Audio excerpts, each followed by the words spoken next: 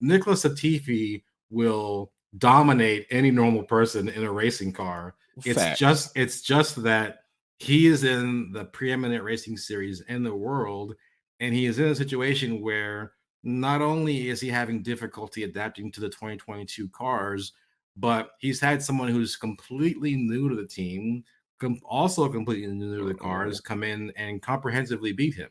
Right. Right?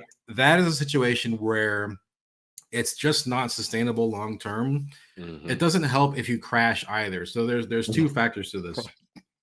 One of them is how much money are you bringing to the team, and do they need that money to survive? And if you're bringing money to the team and they need it to survive and you're helping them do that, your spot is secure.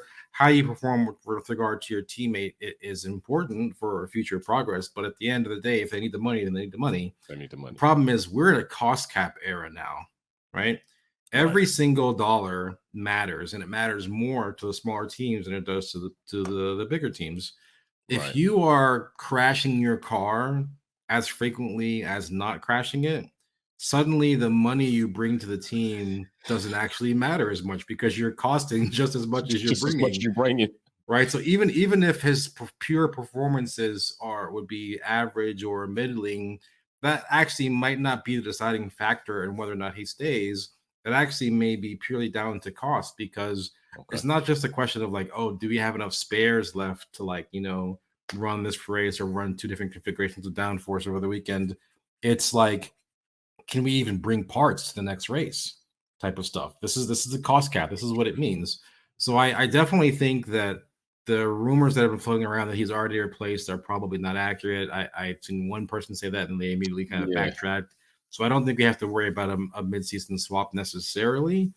But the idea that he will definitely be on the grid next year is something I would seriously question.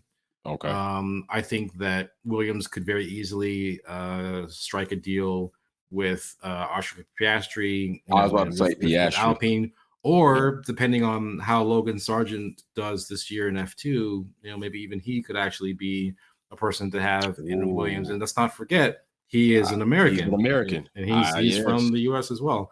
So I think that I'm not sure if he'll be ready by the end of the season, but it's certainly nothing to completely disregard.